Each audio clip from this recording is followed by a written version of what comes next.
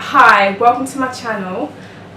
Today I'm going to be having a bit of a rant and a chat about what it's been like for me being a cancer survivor. Where do I begin? I was diagnosed in November 2014, and within a month, by the December 30th, I was cancer free. But because of the leukemia I had, treatment is 3 years. So even though there was no cancer cells in my body, I had to endure a year of intensive chemo and 2 years of maintenance chemo. And for me, mentally, it was really tough, and physically, I had a really hard time with the treatment. And the hardest thing for me was in my mind coming to terms with the fact that there's no cancer cells in my body that they can find, but I'm having all of this invasive chemotherapy to prevent the cancer coming back. It was really, really hard because, at times I felt like I was poisoning myself, like punishing my own body, like willingly going to the hospital and saying, right, make me sick. But looking back, I'm really happy that I continued, because things could have went a lot different for me. And chemotherapy, it healed me. It's something that I needed. But going back to September now is when I finished my chemo. So that was like from 2014, you wait for that day where it's like, no more IVs, no more IT chemotherapy, that's chemo for your brain, no more chemo tablets. Like, I was so excited to stop. And then when I stopped, it was just like, whew, you just take a deep breath. It was a bit, I'm not gonna lie, it was scary, because you're so excited to stop your treatment, but then when you stop, you realise that you're not a priority in the hospital anymore. You're not seeing your doctors constantly. Like, every little cold or sniffle you get, you speak to the doctors, or temperature, and you have to go into hospital, and they monitor you until your temperature goes. And since November 2016, I've constantly had a cold. So it's just like, and that hasn't stopped now that I've finished my treatment as well. So it's like really scary, whereas, you've got high temperatures, you're not feeling very well, you're having night sweats, but you're not being seen at the hospital to make sure you're okay. And for me, and for probably you guys out there as well, like, relapse is something that you're really worried about. It's like, you don't want to think about it every day, but it's like in the back of your mind, like just there.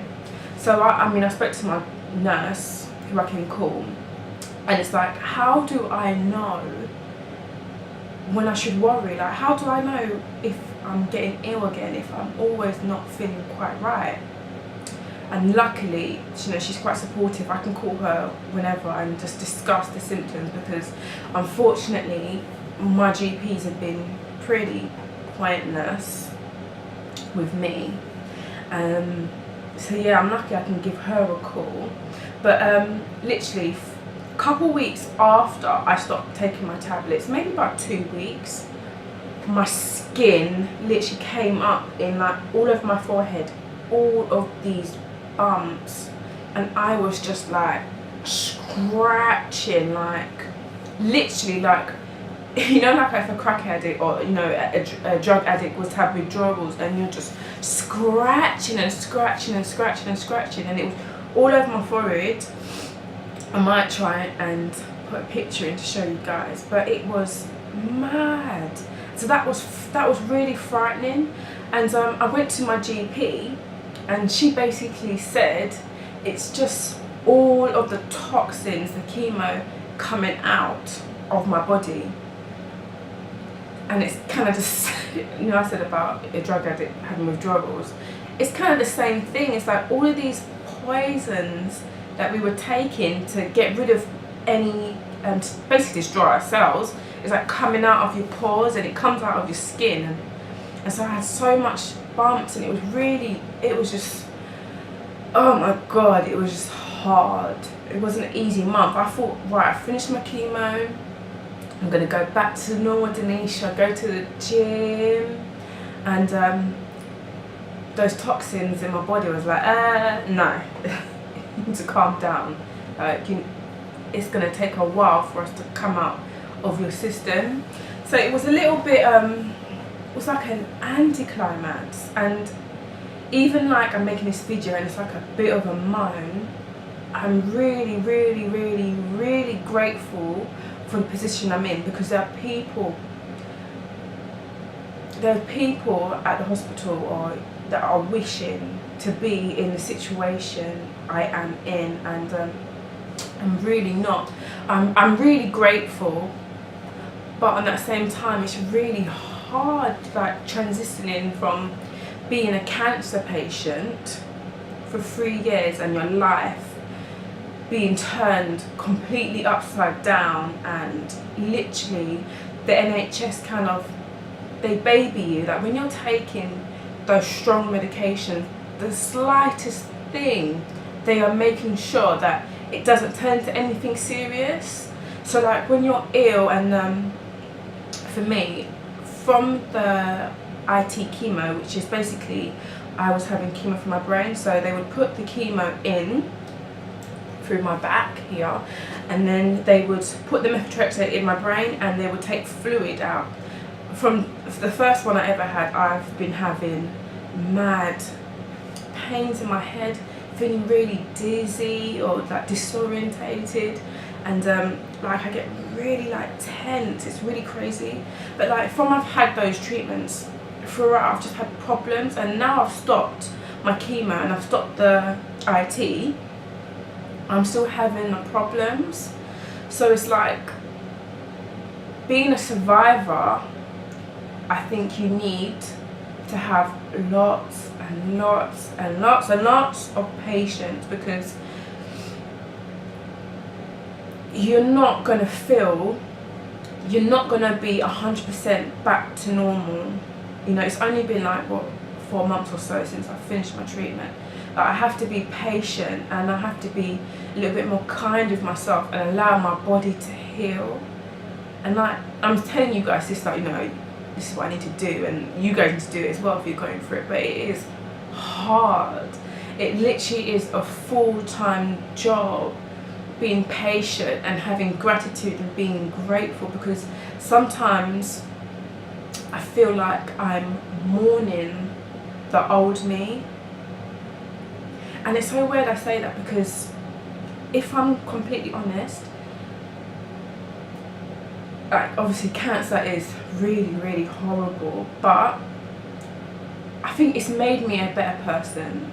And that's mad saying that I had to get like a critical illness to become a better person, but my whole outlook on life has changed dramatically, you know, and I feel like I'm a better person, and I have a lot more confidence now than I did when I was well, and that's pretty crazy.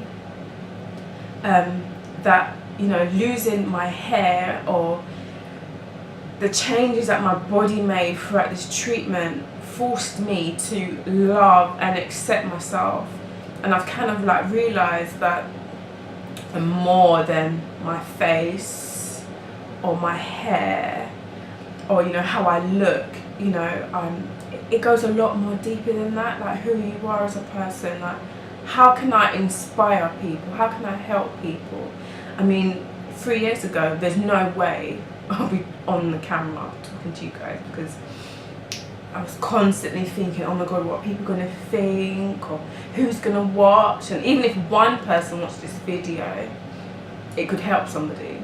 Do you understand? And I'm kind of just sharing this so that anyone who's going through the same thing that I'm going through, you don't feel alone, because sometimes you can look at other people you might know or you might see on, you know, social media who finish their treatment and their life seems to be going like leaps and bounds and they're really getting on, and you're struggling a little bit. Like, I'm here to say it's okay because I'm going through it, and we just need to have patience and realize that everything takes time.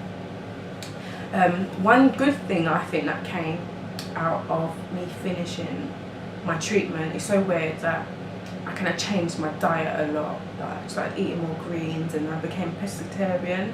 And literally, I think it was like the day I finished my chemo, I was like, right, I'm gonna be a vegan, and best thing I've ever done, like, hands down. And it's so weird when you're a vegan, you kind of think a bit differently. Like, I care about animals, and I never used to give a shit. I'm sorry, but I'm gonna be really honest. I never thought about, you know, you just think about yourself and your family. I never thought about animals and stuff like that, but and, you know, being compassionate. But yeah, it's been a crazy couple of months, and I think I'm rambling a bit, but yeah, I just really want to talk about how being a cancer survivor, how it's been for me at the moment. And it hasn't been easy, but better days will come for you and for me. And it's just a bit of a rant really, but I'll talk to you guys later. Bye.